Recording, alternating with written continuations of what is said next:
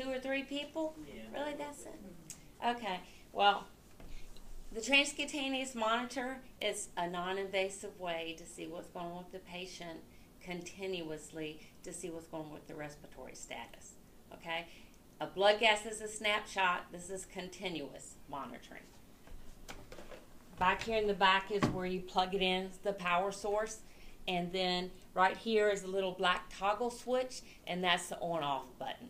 This is the cow gas can, and when it's calibrating, it'll tell you that it's running low until eventually it's empty. All you simply do is unscrew this can, take it out, take off the white cap on the new can, and just put the new can in here. Okay? That's the only reason you need to go to the back. It has these little feet on it, so you can fold the feet down if you need to put on top of an oscillator or something, or you can fold the feet out. Okay? Now, in this probe, this is the same probe as this one. So in the probe, it has 3 parameters. It has heart rate, CO2, and it has a Masimo pulse oximeter built in it. So in that probe, you get all 3 parameters. The places that you apply it, you can use an ear clip, or you can use a fixation ring. If you're going to monitor SATs, you need to have the probe neck and above. We're going to use the ear clip here. The perfusion is really good in the ear, so that's a good location. So, not too much. So all you need to do is clean the ear. Clean the location. You take the white piece of paper off of the back of the ear clip. Make sure that when you put it on the ear, you pull the earlobe down really well so that it doesn't get on the bony cartilage. If it gets on the bony cartilage, it won't work properly. When you put it on, tap it a little bit. The other way that you can put the probe on is with the fixation rings, and they come in this box right here. So what you would do is you just peel the fixation ring off. You would either put it on the cheek or put it on the forehead, okay? Make sure, again, you clean the area really well with alcohol. When you put the ring on, make sure that you take it and you take your finger around it so it doesn't get an air leak up under it, okay? The contact solution is right here in the box. I like to go ahead and take the probe out of the calibrating chamber and have it ready.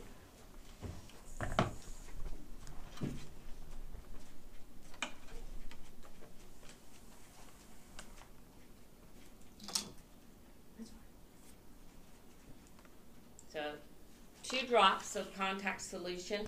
This is the only thing that gives a contact to the skin. The probe heats up. We heat the probe up to 42 degrees. It just snaps in, okay? Make sure that when you snap it in, it's snapped in all the way. It'll take just a couple seconds and you'll start seeing the numbers. So right here, the SATs, heart rate, CO2.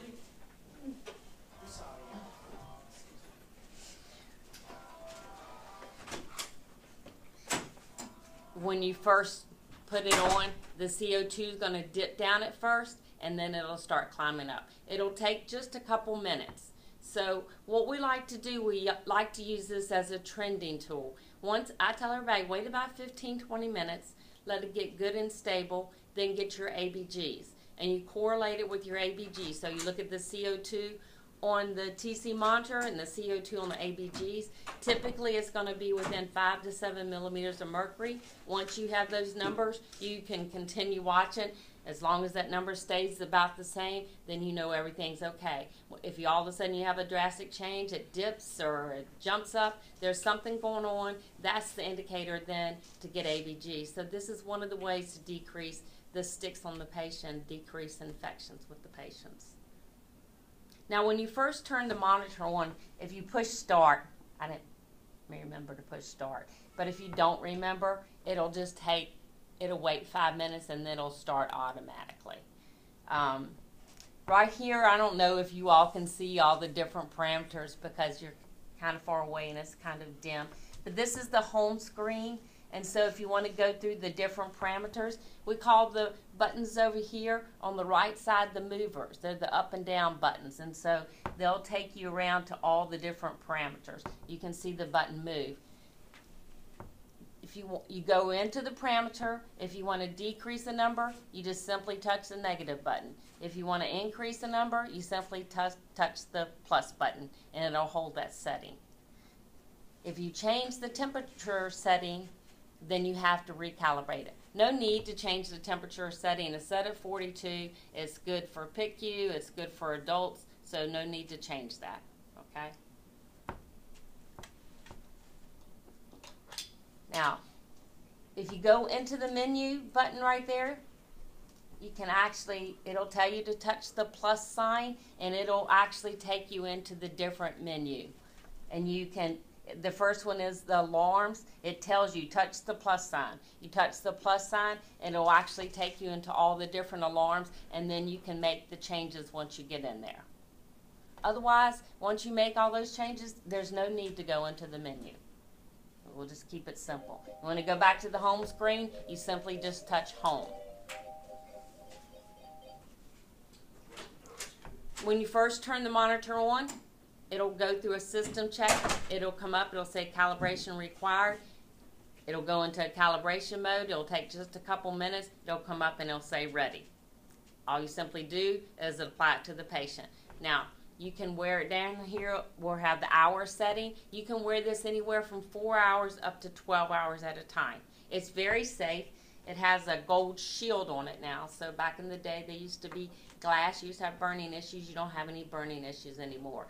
So what most people do is they'll have two fixation rings or ear clips on a time. One here and one here. You leave it in here for about 8 to 10 hours. Take it off. You clean it really good with alcohol or your disinfectant wipe. You put it into the calibration chamber. Open the door, and there's a little place where you seat it. And then close the door. It'll calibrate. You take it off, put it 2 drops into the next ring, and snap it in. And you just rotate that every 8 to 10 hours. That's all you simply do. Every 14 days, it'll have a message that comes up on the front of the monitor, and it'll say, remembrane sensor, yes or no. And so it's telling you need to remembrane the sensor. This is just an extra one that I brought. This is the box of the membrane kits. They come in a box of 12. Each one looks like this. You just simply open it up. Looks like this. You take this notch and you follow the wire. And you put it up under the O-ring, and you pop off the O-ring.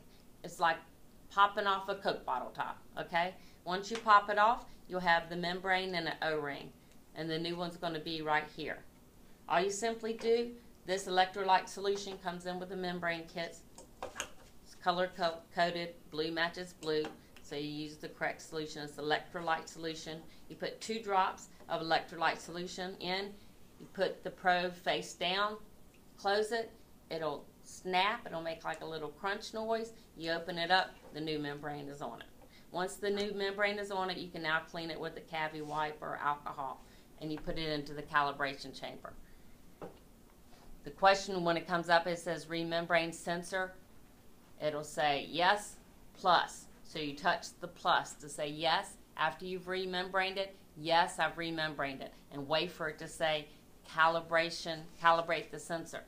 When it tells you to calibrate the sensor, then open the door and put it in there. Don't calibrate it until it tells you to calibrate the sensor. Okay? And that'll take just a couple minutes. It looks like you're going to make it through the day. You have like perfect results. So again, the only maintenance required is remembering the sensor every 14 days. The calibration can. That's good for about 200 calibrations, and change locations about every 8 to 10 hours.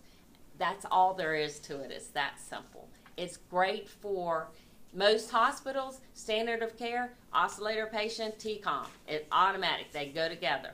High frequency vents, conscious sedation, BiPAP weaning, sleep patients. Those are just some of the applications you can use it for. Does anybody have any questions? Okay, to take it off, you just want to unsnap it. You want to unsnap it carefully. It has this little tail on it right there. Unsnap it, and then take the ear clip off by pulling off the little yellow tab.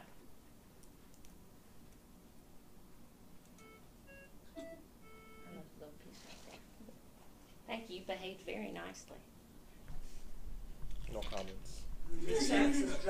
Can you tell them that the membrane is very expensive? I saw some of y'all was letting you know.